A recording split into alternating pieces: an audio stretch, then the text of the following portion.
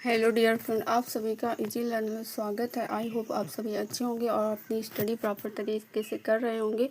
तो आज हम लोग डीएलएड थर्ड सेमेस्टर का छठा प्रश्न भी हिंदी का करेंगे, जो कि हमारी 8वीं क्लास है। आज हम लोग मुहावरे तथा लोकोक्तियों के बारे में देखेंगे कि मुहावरे और लोकोक्तियाँ क्या होती हैं। ठीक, मुहावरे, मुहावरा अरबी भाषा का शब्द है। मुहावरा अरबी भाषा का शब्द है। ठीक, मुहावरा का अर्थ है, मतलब जो मुहावरा है उसका अर्थ है बातचीत करना।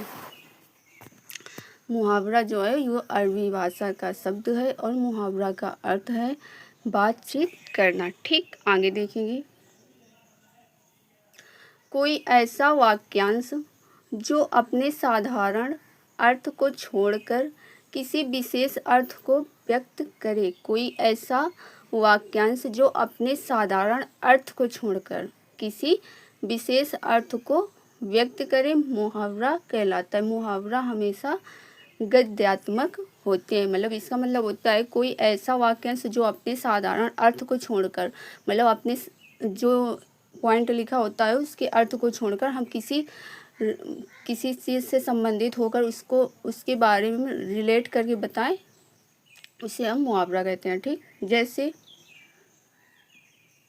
जैसे अंधे की लकड़ी। ठीक, अंधे की लकड़ी, इसका अर्थ होता है एकमात्र सहारा।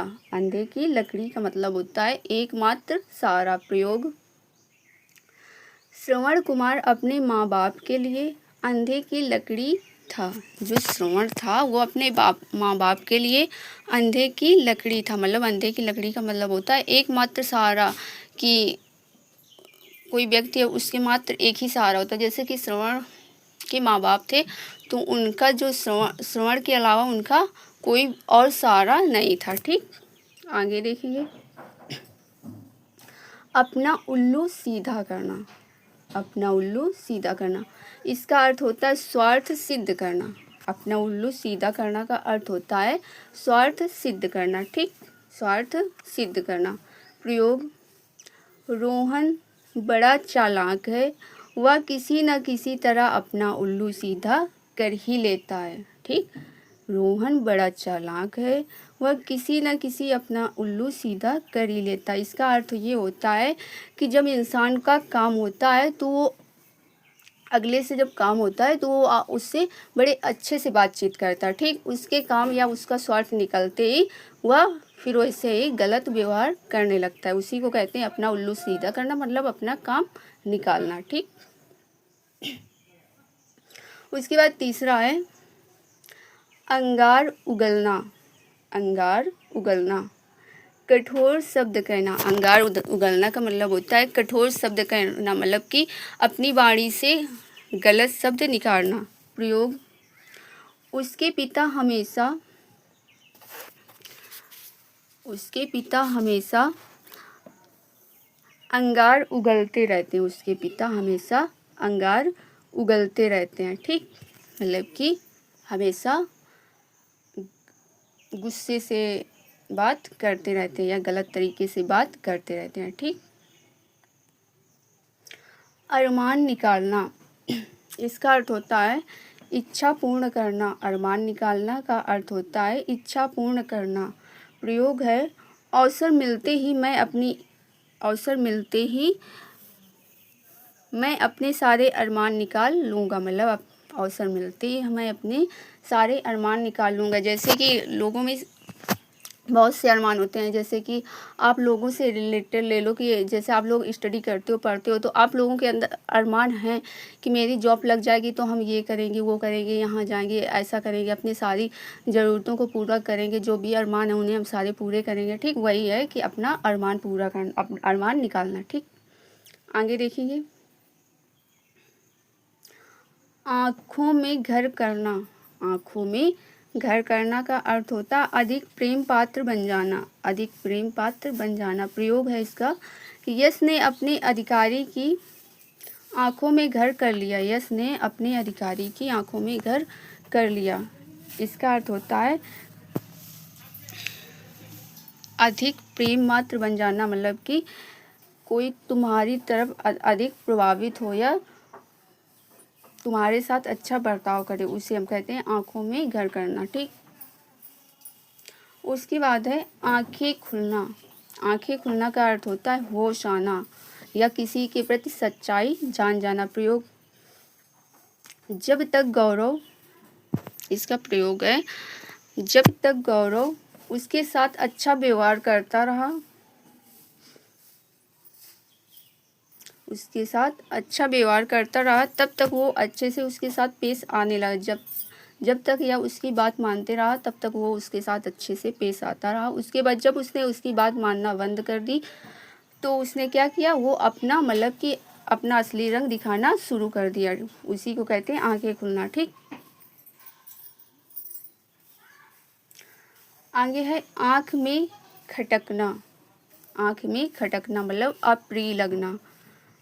होता नहीं, कोई व्यक्ति किसी व्यक्ति की आंखों में खटकता है, वो उसे पसंद नहीं होता, उसी को हम कहते हैं आँख में खटकना। प्रयोग है इसका कपूत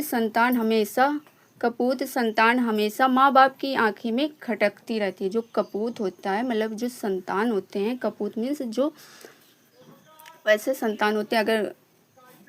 अगर जैसे कि आप लोग हो तो अगर आप लोग अच्छा पैसा नहीं मतलब कमाते हो या घर पे रहते हो या मतलब कोई जॉब वगैरह नहीं करते हो तो तुम लोग क्या है अपने माँ बाप की आंखों में खटकने लगोगे। ठीक, यही कहेंगे माँ बाप की ये कुछ नहीं करता, ये ऐसा है वैसा। ठीक, वही है कि आंखों में खटकना। ठीक,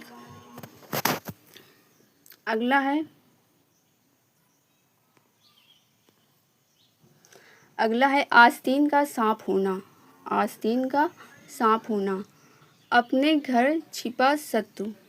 अपने घर छिपा शत्रु। प्रयोग है आस्तीन का सांप कभी भी डंक मार सकता है। आस्तीन का सांप कभी भी डंक मार सकता है। ठीक, आस्तीन का सांप कभी भी डंक मार सकता है। तो इसका अर्थ होता है जैसे आस्तीन का सांप होना कि मतलब अपने ही घर पे अपना ही शत्रु छिपा रहना। मतलब कि कोई पीछे से कि जैसे कि अगर हम किसी से अपना दोस्त मानते हैं, ठीक, तो वही दोस्त तो क्या आप मतलब कि आपका शत्रु है। ठीक, ऊपर से दिखने में तो लग रहा है कि हाँ ये हमारा दोस्त है, ये हमारा फ्रेंड है। ठीक, किंतु उसके जो विचार हैं आपके लिए एक शत्रु की तरह है। ठीक,